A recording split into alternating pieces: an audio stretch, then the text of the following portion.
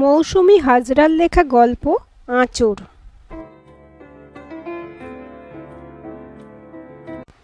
তার মানে আপনি দিনের পর দিন মিস্টার চৌধুরীর এত নির্যাতনের পরেও একসাথে রয়েছেন? কি করব বলুন অফিসার, বাচ্চা মেয়েটার কথা ভেবেই চুপ করে থাকি। আমি ছাড়া মেয়েটার যে আর কেউ নেই। কিন্তু আমি যতদূর জানি মেয়েটা আপনার নয়, আপনার স্বামীর প্রথম পক্ষের। হ্যাঁ হ্যাঁ, আমিও সৎ মা, কিন্তু আমি মা তো। আপনাকে আমি কি করে বোঝাবো এই কমাসে মেয়েটা আমার কত কাছের হয়ে গেছে। জন্ম দিইনি ঠিকই, কিন্তু মন থেকে আমি পুরোপুরি ওর মা হয়ে উঠেছি। খুব ভালো লাগলো শুনে মিসেস চৌধুরী। এই যুগে এখনও ভালো মানুষ আছে। আসলে এই চেয়ারটায় বসে কত কি দেখলাম কি না। আপনি এক কাজ করুন, একটা লিখিত অভিযোগ করে যান, আমরা ব্যাপারটা দেখছি। না না, আমি শুধু জানিয়ে দিয়ে গেলাম আপনাদের। আমি এখনই কোনো অভিযোগ করতে চাইছি না। জানেনই তো বিশাল চৌধুরীর এই কলকাতা শহরে কত নামডাক। ওনার সম্বন্ধে কেউ খারাপ কিছু ভাবতে পারবে না, বরং সবাই আমাকেই দোষারোপ করবে। ও হ্যাঁ, আর একটা কথা, ইদানিং উনি ড্রাগের নেশায় আসক্ত হয়ে পড়ছেন। কি বলছেন এইসব? বিশাল চৌধুরীর মতো এত বড় শিল্পী এইভাবে নষ্ট হয়ে যাচ্ছেন? হ্যাঁ অফিসার, এই ড্রাগের নেশার পর থেকেই উনি পাল্টে যাচ্ছেন। আচ্ছা ঠিক আছে, আপনি যান। অভিযোগ না করা অবধি আমরা কি করতে পারি বলুন? সেরকম হলে আমি আবার আসব, তখন না হয় অভিযোগ দায়ের করব। আচ্ছা চলি আমি। শুনুন, আপনার গলার কাছে এটা কিসের দাগ? আঁচড়ের। রোজ রাতে উনি হিংস্র পশু হয়ে যান। অংশুরাজ মল্লিক খুবই কড়া পুলিশ অফিসার। এই শহরে সবাই তাকে ভয় করে। এতক্ষণ অবধি অংশুরাজ মল্লিকের সাথে নন্দিনী চৌধুরীর কথা হচ্ছিল। নন্দিনী চৌধুরী এই শহরের একজন নামকরা শিল্পী বিশাল চৌধুরীর দ্বিতীয় স্ত্রী। প্রথম স্ত্রী মারা গেছেন গাড়ি অ্যাক্সিডেন্টে। বাড়ি ফিরতে বেশ রাত হলো অংশুরাজের। খাবারের টেবিলে খাবার ঢাকা আছে। সুনন্দাকে এখন জ্বালানো ঠিক হবে না, তাই নিজে ফ্রেশ হয়ে খাবার খেতে বসলো। সুনন্দা খাবার গরম করে টেবিলে রেখে চলে গেল নিজের ঘরে। অংশু চুপচাপ পুরো ব্যাপারটা দেখে গেল। ইদানিং সুনন্দা একটু বেশি চুপচাপ থাকে। ডাক্তার যেদিন বলল সুনন্দা আর কোনোদিন মা হতে পারবে না, সুনন্দা সেদিন থেকে জীবন্ত লাশ হয়ে গেছে। কয়েকবার অংশুকে বলেছিল আবার বিয়ে করার জন্য। সুনন্দা সব ছেড়ে চলে যেতেও রাজি ছিল। অংশু তা হতে দেয়নি। সব কিছুর মধ্যেও সুনন্দাকে নিয়ে বেঁচে আছে। সত্যি বলতে অংশু সারাদিন চোর পুলিশ খেলা নিয়ে ব্যস্ত। তার চাকরি তাকে অন্য কিছু ভাবার সময় দেয়নি। কিন্তু সুনন্দা সারাদিন বাড়িতে একা, একটা বাচ্চার জন্য গুমড়ে গুমড়ে মরে। নিজেকেই দোষারোপ করে অংশুকে সে একটা বাচ্চা দিতে পারছে না। সেই সকালের পর রাতে দেখা হয় দুজনের। কোনো কিছুই আর আগের মতো নেই, অনেকটা দূরত্ব বেড়ে গেছে। 1 মাস পর, আরে অংশুরাজবাবু, আপনি আমার বাড়িতে? কি ব্যাপার? এইদিকে একটা কাজে এসেছিলাম, ভাবলাম দেখা করে যাই। সেদিনের পর থেকে তো আপনি ডুমুরের ফুল হয়ে গেলেন মিসেস চৌধুরী। ঠিক তা নয়, আপনি ভেতরে আসুন। বাহ, বাড়িটা দেখে মনে হচ্ছে একজন শিল্পীর বাড়ি। কি সুন্দর সব পেন্টিং। হ্যাঁ, সবগুলোই আমার স্বামীর আঁকা। সে তো জানি। আচ্ছা, আপনার স্বামী কি অফিসে? না, উনি বাড়িতেই আছেন। শরীরটা ভালো নেই, তাই শুয়ে আছেন। আচ্ছা আচ্ছা, তাহলে বিরক্ত করাটা ঠিক হবে না। আমি তাহলে চলি। না না, 1 কাপ চা বা কফি খেয়ে যান। অংশু না না করতে করতে চোখ গেল পাশের রুমের দরজার পর্দার দিকে। 12 বছরের একটা ফুটফুটে মেয়ে। মিসেস চৌধুরী? এই তাহলে মিস্টার চৌধুরীর, মানে আপনাদের মেয়ে? হ্যাঁ। কি নাম তোমার মামনি? অংশুরাজবাবু। ও কথা বলতে পারে না। সবার কথা বুঝতে পারে, শুনতে পারে, কিন্তু বলতে পারে না। কি বলছেন আপনি? এই ফুটফুটে মেয়েটা কথা বলতে পারে না? আপনি বসুন, আমি চা করে নিয়ে আসছি। মেয়েটার দিকে তাকিয়ে বড্ড মায়া হলো। ডাকতেই কাছে এলো। চোখগুলো মনে হয় কত কথা বলতে চায়, অথচ মুখে কোনো ভাষা নেই। কিছুক্ষণ পরে কলিং বেল বেজে উঠল। নন্দিনী গিয়ে দরজা খুলল। তারপর নন্দিনী নিজেই পরিচয় করিয়ে দিল তার খুড়তুতো ভাই রাহুলের সাথে অংশুরাজের। কথায় কথায় অংশু জানতে পারল এই শহরে নিজের লোক বলতে নন্দিনীর এই ভাই আছে, আর কেউ এখানে থাকে না। আর বাচ্চা মেয়েটিরও নাম জানা গেল, আলো। নামটা অবশ্য বিশাল চৌধুরীর প্রথম স্ত্রী অর্থাৎ আলোর মা নিজে রেখেছিলেন। আচ্ছা মিসেস চৌধুরী, এত বড় বাড়িতে আর কেউ নেই? মানে বাড়ির পরিচারিকাকেও তো দেখতে পেলাম না। বাড়ির সব কাজ আমিই করি। উনি বাইরের লোক পছন্দ করেন না। মাঝে মধ্যে আমার এই ভাই আসে, দেখা করে চলে যায়। আরে রাহুল বাবু, আপনার হাতে এটা কিসের দাগ? আসলে হয়েছে কি, কাল একটা বিড়ালের নখে করে আঁচড়ে দিয়েছে। ওহো, বেশ মুশকিল তো তাহলে। সবাই সাবধানে থাকবেন। আজ চলি তাহলে। রাহুল বাবু, ইঞ্জেকশনগুলো সময় করে নেবেন। কিসের ইঞ্জেকশন? এই যে বললেন বিড়ালে আঁচড় দিয়েছে। হ্যাঁ হ্যাঁ, ঠিক বলেছেন, নিচ্ছি তো ইঞ্জেকশন। বাড়ি থেকে বেরিয়ে অংশু চোখ গেল বাগানের দিকে। আলো ফুলের মধ্যে বসে থাকা প্রজাপতিদের এক মন দিয়ে দেখে যাচ্ছে। কত কিছু রহস্য জড়িয়ে আছে এই সব কিছুতে। আজ সুনন্দার সাথে কথা বলতেই হবে। এইভাবে চলতে পারে না। এত বছরের সম্পর্ক এইভাবে তিল তিল করে শেষ হয়ে যেতে পারে না।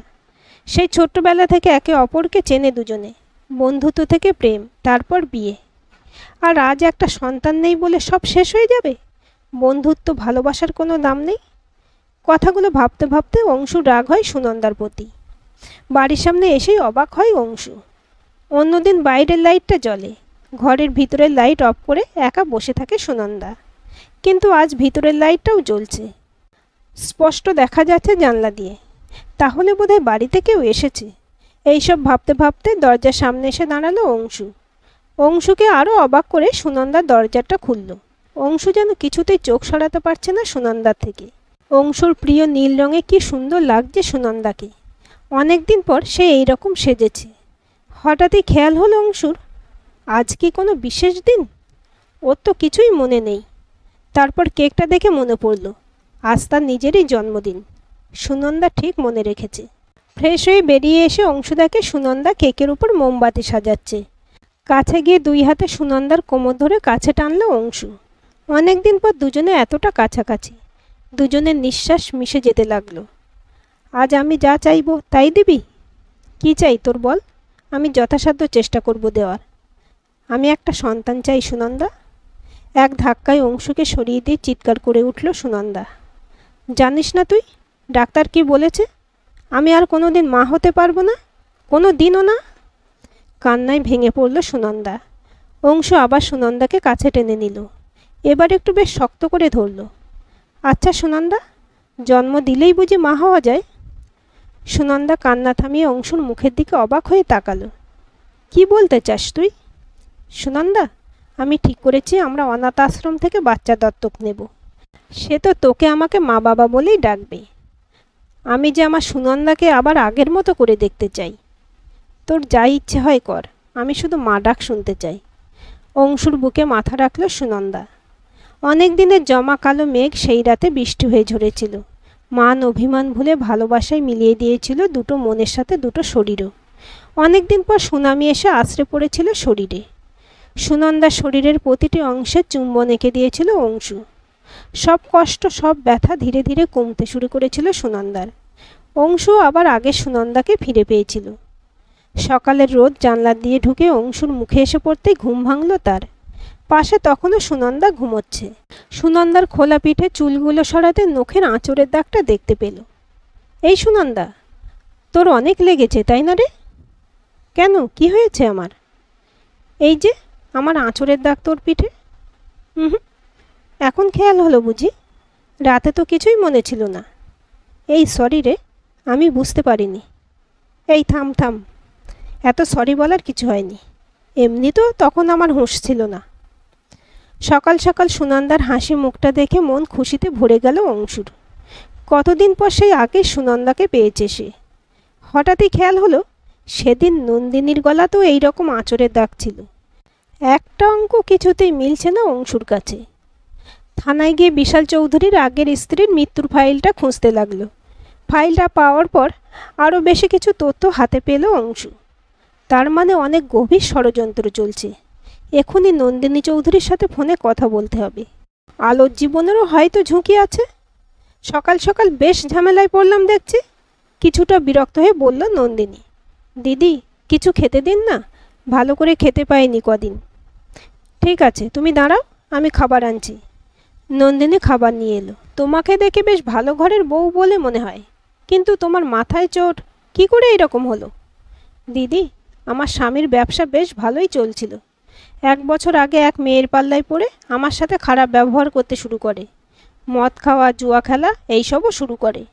এখন ব্যবসা লাঠে উঠেছে, তাই আমার ঘরে লোক ঢোকাতে চায়, আর আমি বাধা দিতেই আমার এই রকম অবস্থা করেছি। থানায় যেতে পারো তো, পুলিশ নিশ্চয়ই কিছু ব্যবস্থা করবে।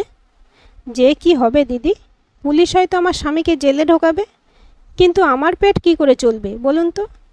ছেলেটাকে বাপের ঘরে দিয়ে এসেছি, আমি আর বাপের ঘরে বোঝা হতে চাই না। একটা কাজ পেলে হাতে টাকা আসলে ছেলেটারও খেয়াল রাখতে পারবো। নন্দিনীর খুব মায়া হলো, মনে মনে ভাবল এই মেয়েটাকে এই বাড়িতে রাখলে তার নিজেরই খুব উপকার হবে। বাড়িরও কাজ মেয়েটা করে দেবে, আলোরও দেখাশোনা করবে। তা তোমার নাম কি? আমার নাম বকুল। আচ্ছা বকুল, তুমি এই বাড়িতে কাজ করবে, রান্না বান্না আর আমার মেয়ের দেখাশোনা? বাড়িতে মাত্র 3 জন থাকি, ভালো করে খেতেও পাবে, আবার মাস শেষে টাকাও দেব। কি বলে আপনাকে যে ধন্যবাদ দেব দিদি, বড় উপকার করলেন আমার। আচ্ছা ঠিক আছে, এখন আমার হাতে হাতে কাজ করে দেবে, তারপর সুস্থ হয়ে গেলে নিজেই সব কাজ করবে। কোনো অসুবিধা হলে আমাকে জানাবে। কয়েকদিন পর। হ্যালো মিসেস চৌধুরী, আপনার সাথে একটু দরকার ছিল। হ্যাঁ বলুন অংশুরাজবাবু। না, সব কথা ফোনে বলা যাবে না, দেখা হলে ভালো হতো। এখন থানায় যাওয়া সম্ভব নয়, আমার স্বামীর শরীরটা ভালো নেই, অফিসের কাজটা আমাকেই সামলাতে হচ্ছে। আপনি বরং সন্ধেবেলা আমার বাড়িতে আসুন। আচ্ছা ঠিক আছে, তাই যাব। বকুলের দিকে তাকিয়ে অংশুরাজ বললেন, এর আগে তো এই মহিলাকে দেখিনি এই বাড়িতে। উনি আমার বাড়ির নতুন পরিচারিকা। তা খোঁজখবর নিয়ে রেখেছেন তো? দিনকাল ভালো নয় কিন্তু। উফ, পুলিশদের মনে শুধু সন্দেহ।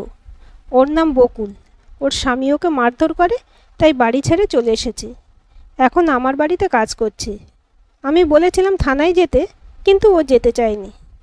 সব মেয়েরাই এক, কেউ স্বামীর বিরুদ্ধে মুখ খুলতে চায় না। এই যেমন ধরুন আপনি।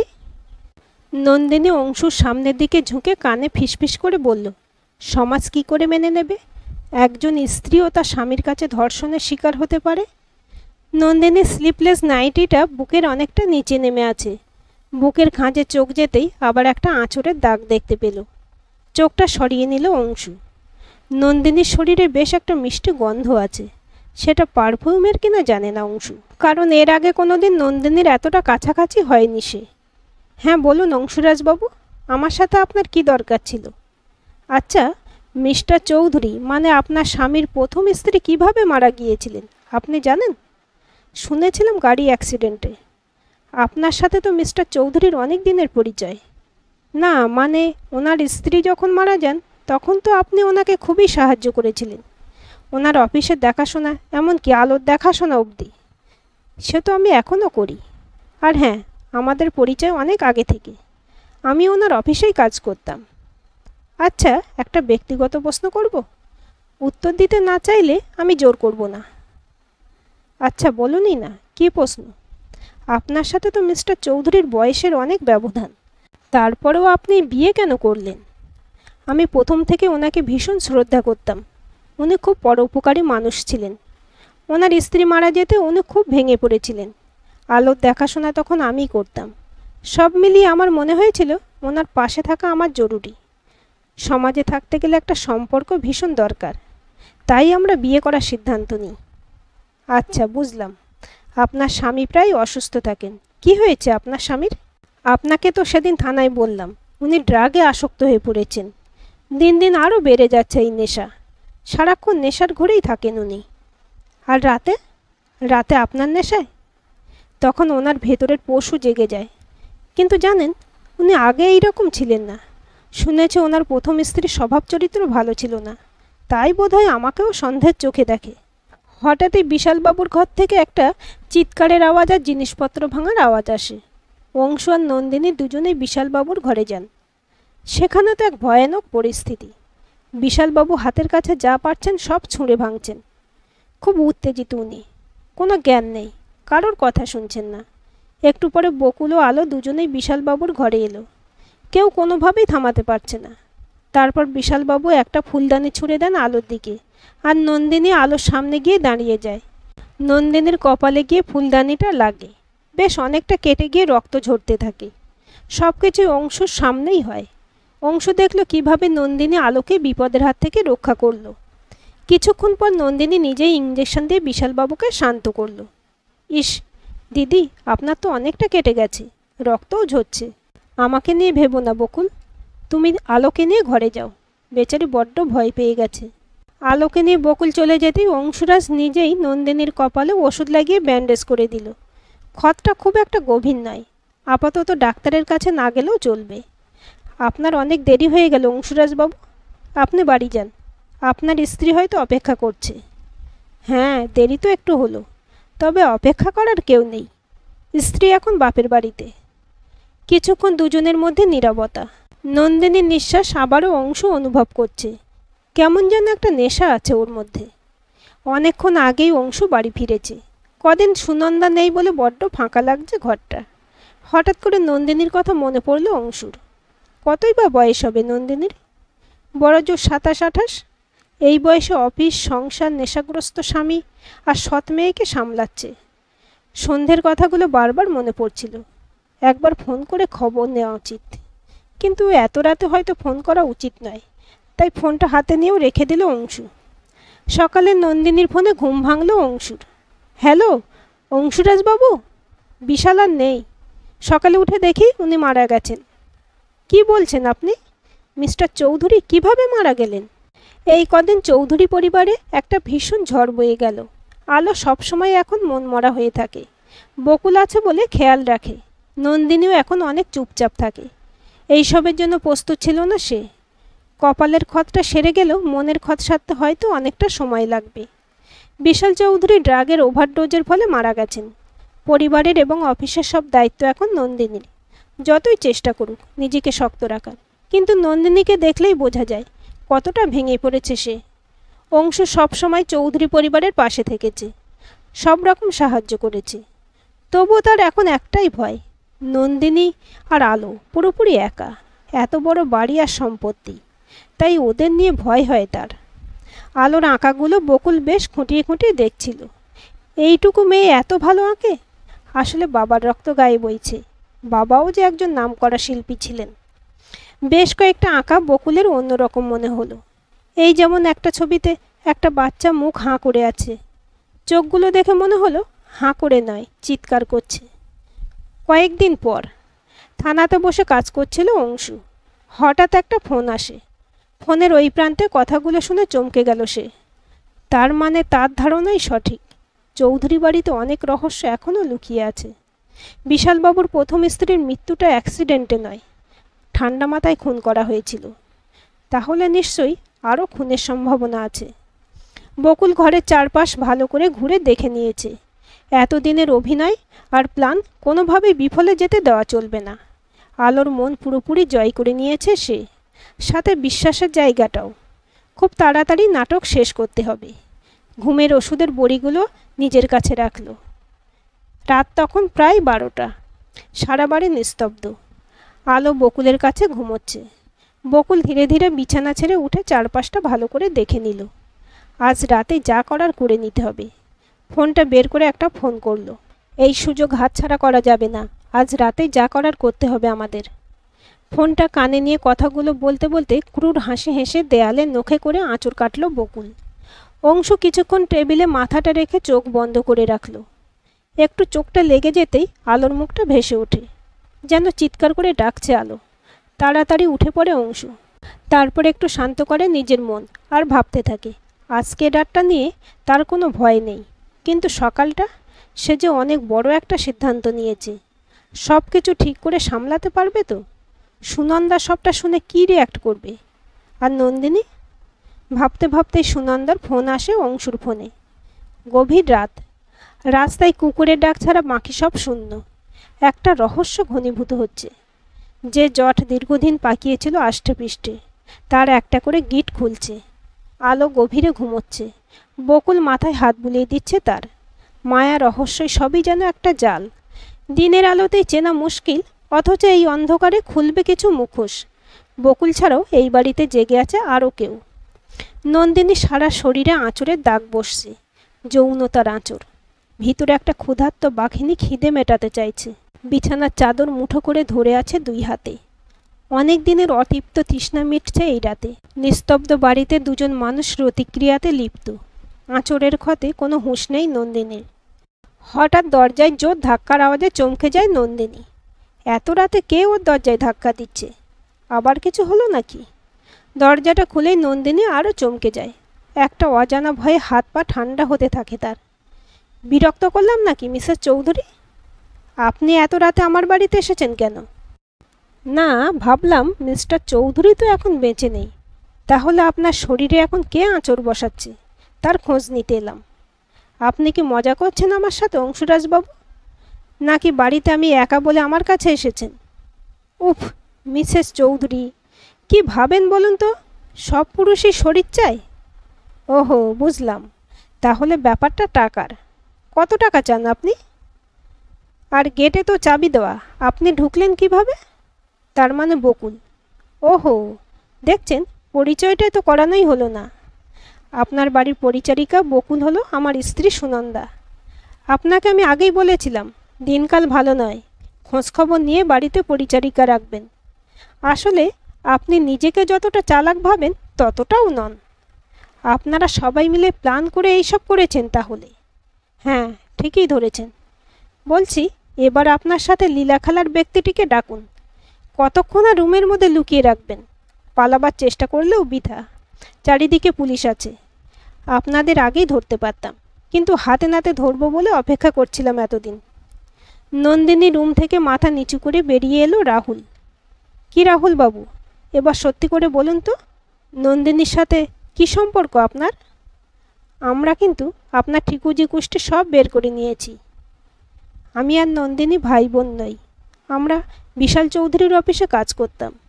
মিস্টার চৌধুরীর সাথে নন্দিনীর অবৈধ সম্পর্ক ছিল তা আমি জানতাম। ওরা দুজন মিলে মিস্টার চৌধুরীর আগের স্ত্রীকে মেরেছে, গাড়ির ব্রেক ফেল করিয়ে। আচ্ছা, এবার আপনি বলুন তো, আপনি কবে থেকে এই পাপ কাজে যুক্ত হয়েছেন? নন্দিনীর প্রতি আমি খুব দুর্বল ছিলাম, সেটা নন্দিনীও জানতো। ওই আমাকে বলেছিল আমি ওকে সাহায্য করলে ও আমাকে বিয়ে করবে, আর আমরা এই কোটি কোটি টাকা সম্পত্তি পাব। তাই প্ল্যান করে মিস্টার চৌধুরীকে সরিয়ে দিলেন। না না, আমি খুন করিনি। মিস্টার চৌধুরী একদিন আমাকে আর নন্দিনীকে আপত্তিকর অবস্থায় দেখে নিয়েছিল। তারপর সম্পত্তি থেকে নন্দিনীকে বাদ দিয়ে আলোর নামে সব লিখে দিয়েছিল। তাই আপনি আলোকে সবসময় ভয় দেখাতেন। আর সেদিন আপনার হাতে বিড়ালে নয়, আলো আঁচড় দিয়েছিল। আর মিস্টার চৌধুরীকে আপনারাই ড্রাগের নেশায় আসক্ত করেছিলেন। হ্যাঁ, বাহ, দারুণ প্ল্যানটা ছিল কিন্তু। আর নন্দিনী, আপনি সম্পত্তির জন্য মা হয়ে উঠেছিলেন, ভালো সেজেছিলেন আলোর কাছে। ভাগ্যিস সুনন্দা সব বুঝতে পেরেছিল। রোজ রাতে ওদের ঘুমের ওষুধ দিয়ে নিজেরা লীলা খেলাতে মেতে থাকতেন। সুনন্দা বুঝতে পেরেই ঘুমের ওষুধগুলো আজ সরিয়ে রেখেছিল। নন্দিনী আর রাহুল দুজনকেই থানায় নিয়ে যাওয়া হলো। ঘুম ভাঙতেই অংশু দেখে সুনন্দা গভীর ঘুমোচ্ছে। সারা রাত ধরে মা মেয়ে জেগে সিনেমা দেখেছে। এখন তো ঘুম ভাঙবে না সহজে। নিজেকেই ব্রেকফাস্ট রেডি করতে হবে। এরপর অংশুর চোখ যায় মেয়েটার দিকে। একটু হিংসে হয় তার। মেয়েটা যেন মাকেই বেশি ভালোবাসে, বাবাকে বোধহয় একটু কম। মনে মনে ভাবে অংশু, মেয়ের বাবা হওয়ার থেকে বেশি জরুরি মেয়ের বন্ধু হওয়া। তা সে যতই জাঁদরেল হোক না কেন, মেয়ের সাথে বন্ধুর মতো মিশতে হবে। অনেক দায়িত্ব তার এখন। আলো এখন নতুন করে বাবা মা পেয়েছে। অংশু আর সুনন্দা আলোকে দত্তক নিয়েছে। আলো যেহেতু কথা বলতে পারে না, তাই সুনন্দার মা ডাক শোনা হয়নি। তাতে তার বিন্দুমাত্র কষ্ট নেই। সুনন্দা মনে প্রাণে অনুভবে মা হয়ে উঠেছে। আজকের এই গল্পটি আপনাদের কেমন লাগলো কমেন্ট করে জানাবেন। ভালো লাগলে অবশ্যই একটা লাইক দেবেন আর চ্যানেলটি সাবস্ক্রাইব করে সাথে থাকবেন।